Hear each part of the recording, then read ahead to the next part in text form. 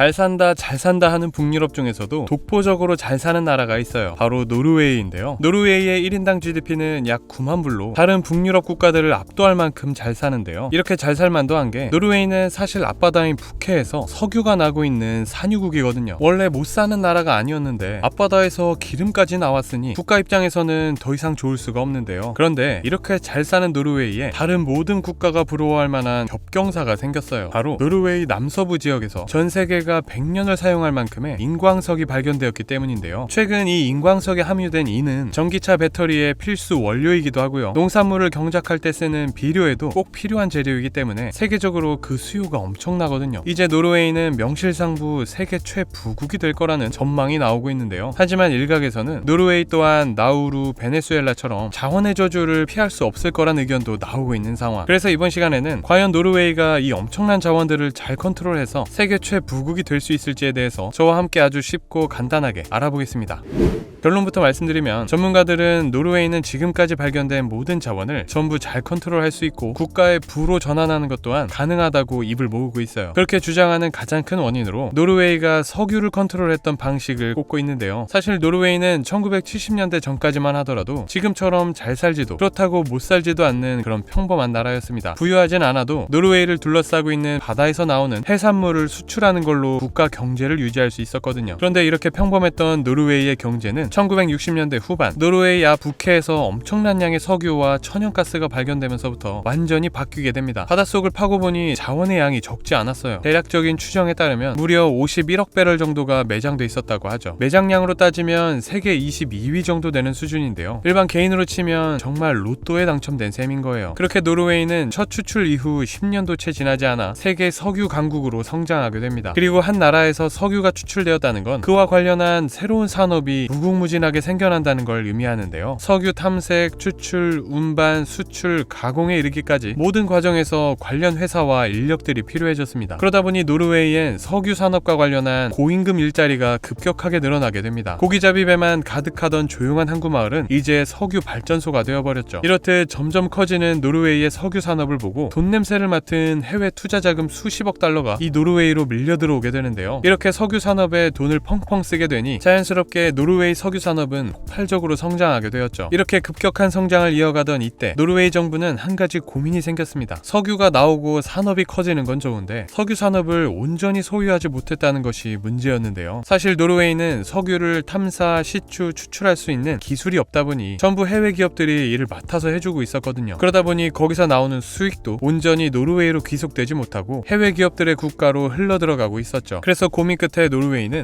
1972년 스타토일이라는 석유 공기업을 하나 세우는데요. 이 스타토일의 목적은 오로지 단 하나, 해외 기업들의 석유 탐사, 시추, 추출 방법을 연구하고 그대로 노르웨이로 흡수하는 것이었습니다. 그렇게 노르웨이 정부를 등에 업고 계속 연구, 개발한 결과 스타토일은 해외 석유 기업들만큼의 기술과 인력을 갖추게 되었어요. 마침내 석유로부터 나오는 수익을 온전히 국유화할 수 있게 된 건데요. 그런데 원래 석유는 추출한다고 바로 사용할 수 있는 게 아니죠. 석유를 처음 추출하게 되면 지금 보시는 사진처럼 그냥 까맣고 볼품없는 상태입니다. 이 볼품없는 기름을 정제하고 가공해야 실질적으로 우리가 쓸 수 있는 기름이 되는 건데요. 그러다 보니 노르웨이 정부는 석유 산업의 모든 수익을 가져가기 위해서는 이러한 석유 정제 기술과 가공 기술도 필요하다는 걸 인지하게 되죠. 그래서 노르웨이 정부는 석유 정제 가공 인프라에 대규모 설비 투자를 진행하게 됩니다. 그렇게 빠른 시간 내에 기술 인력들을 양성하며 이제는 석유에 대한 정제 가공까지도 노르웨이 내에서 자체적으로 가능하게 되었죠. 이젠 석유 관련한 모든 걸 다 할 수 있게 된 셈인데요. 그런데 이때부터 노르웨이에 정말 놀라운 절제력이 나옵니다. 바로 1년의 석유 생산량을 1억 1천만 배럴로 한정한 건데요. 보통 베네수엘라와 같은 산유국들은 1년에 8억 4천만 배럴 정도 생산하거든요. 그러면서 흥청망청 돈을 써대다가 지금처럼 경제가 곤두박질 치기도 했죠. 그러나 노르웨이는 이렇게 생산량을 제한함으로써 단기적인 수익을 보고 무분별하게 생산하지 않고 국익을 위한 장기적인 시점으로 접근할 수 있었어요. 이렇듯 노르웨이가 석유를 절제력 있게 국익 위주로 컨트롤하는 모습은 노르웨이의 훌륭한 자원 컨트롤 능력을 모습을 보여주고 있는 것 같은데요. 여기에 더해서 노르웨이는 다른 나라들처럼 자원의 저주에 걸려 국민들을 고통 속에 몰아넣지 않고자 많은 노력을 해왔는데요. 그 대표적인 노력이 바로 투자입니다. 노르웨이는 석유로 벌어들인 막대한 돈을 국민들을 위해 투자하기로 결정했어요. 여기서 나오는 게 바로 노르웨이 국부펀드인데요. 이 국부펀드는 석유로 벌어들인 큰 돈을 바탕으로 세계 각국에 투자하여 수익을 창출하고 그 수익을 국민을 위해 쓴다는 취지의 국가 기금인데, 우리나라로 따지면 국민연금 같은 거라고 보시면 됩니다. 그런데 노르웨이 정부는 이 펀드를 만들 때 가장 먼저 고려한 게 있어요. 바로 부패하지 않는 것인데요. 먼저 노르웨이는 이 기금이 부패하지 않도록 정부가 기금에서 나오는 수익만을 사용할 수 있도록 제한합니다. 그렇게 함으로써 투자 원금은 지켜질 수 있고 국가 예산을 무리하게 운용하지 않게 되죠. 또한 매우 엄격한 투자 규칙도 제정했어요. 석유 회사나 비윤리적인 관행을 따르는 회사에 절대 투자할 수 없도록 한 건데요. 여기서 흥미로운 건 이 기금은 노르웨이 회사에는 투자할 수 없도록 제한했다는 거예요. 그 이유가 투자의 목적은 위험의 분산인데, 노르웨이 경제가 급격히 침체에 빠지기라도 하면 소중한 국부펀드 자산까지도 함께 위험에 빠질 수 있기 때문인데요. 그러한 국내 위기에 대한 안전망을 확보하는 셈이죠. 이렇듯 철저한 관리와 통제를 바탕으로 1998년 운용을 시작한 이 국부펀드는 전 세계 공기업 지분의 약 1.5%를 소유하고 있을 정도로 국제사회에 미치는 영향력도 막강할 뿐만 아니라 2023년 기준 전체 수익률이 무려 16%에 달했다고 합니다. 정말 엄청난 수익률이죠. 심지어 이렇게 수익률이 높다 보니 노르웨이에서는 국부펀드의 원금이 아닌 오직 펀드에서 나오는 이자만으로도 국민들의 건강, 교육, 사회 안정망 관련 지출에 대해서 모두 충당이 가능하다고 할 정도인데요. 이제는 명실상부 세계에서 가장 영향력 있고 가장 큰 규모의 기금이 되었습니다. 이렇듯 지금까지 잘 운용되어 온 노르웨이 국부펀드는 그 보유 자산 가치만 해도 자그마치 1조 6천억 달러, 우리 돈 2,100조에 달하는 금액인데요. 이 정도 금액이면 대한민국 1년 예산이 약 650조 원이니까 우리나라 3년치 예산보다도 많은 셈입니다. 또한 만약 이 국부펀드의 자산을 당장 전부 처분한다고 가정하면 남녀노소 어린아이 할 것 없이 노르웨이 모든 국민이 1인당 4억씩 받을 수 있다고 하는데요. 안 그래도 소득이 높고 복지 혜택이 좋아서 돈 걱정 없이 살고 있는데 국가에서 이미 1인당 4억씩이나 준비해두고 있는 거죠. 그만큼 이 국부펀드는 국민들에게 있어 든든한 현재 자산이자 미래 자산입니다. 이렇듯 든든한 국부펀드의 존재는 노르웨이로 하여금 석유와 가스에 대한 의존도를 줄이고 장기적으로 경제적 안정성을 확보하게 함으로써 자원의 저주에 빠지지 않도록 하는 가장 강력한 도구가 되었는데요. 일단 나중에 석유나 천연가스와 같은 자원들이 고갈되어 버린다고 하더라도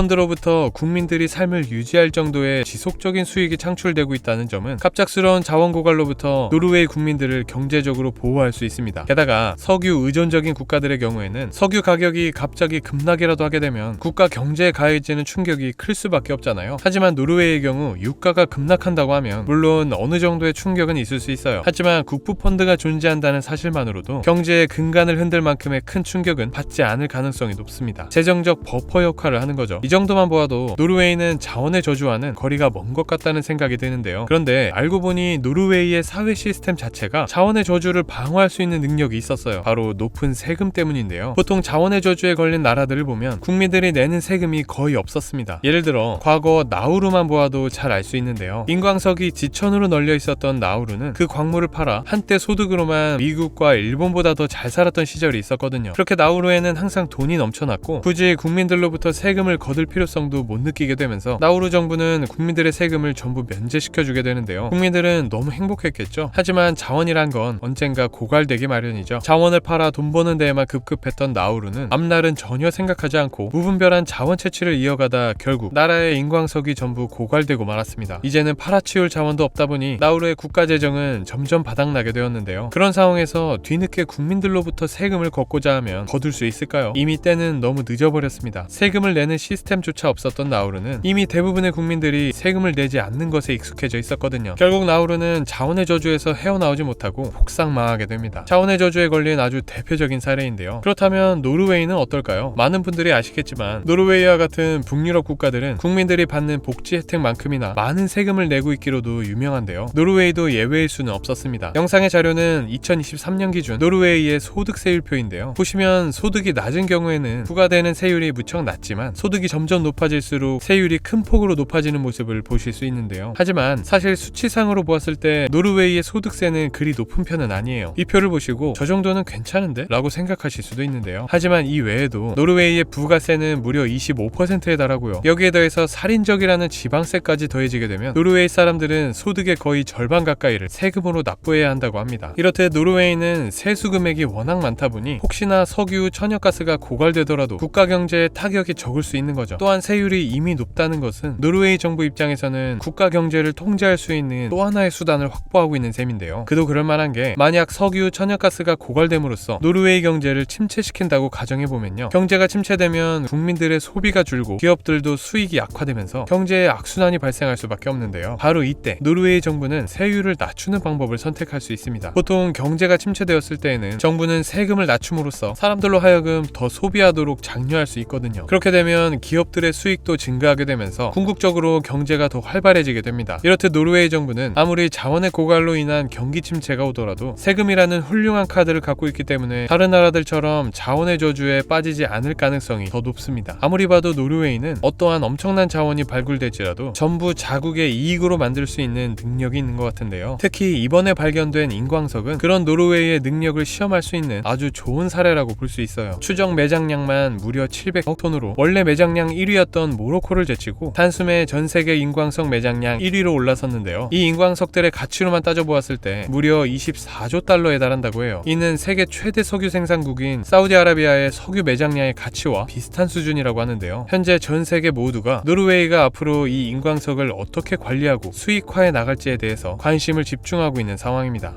지금까지 노르웨이가 최근 발견된 엄청난 가치의 인광석에도 자원의 저주에 걸리지 않을 수 있는지에 대해서 간단하게 살펴보았습니다. 노르웨이의 자원 관리 능력을 보면 볼수록 정말 냉정하게 국익만을 생각하는 모습이 대단하다는 생각이 드는데요. 아직 본격적인 채굴 작업에 들어가지는 않았지만 앞으로 노르웨이가 석유와 더불어 이 인광석을 효과적으로 컨트롤할 수 있을지는 지켜봐야겠습니다. 오늘은 여기까지고요. 지금까지 지식세포였습니다. 감사합니다.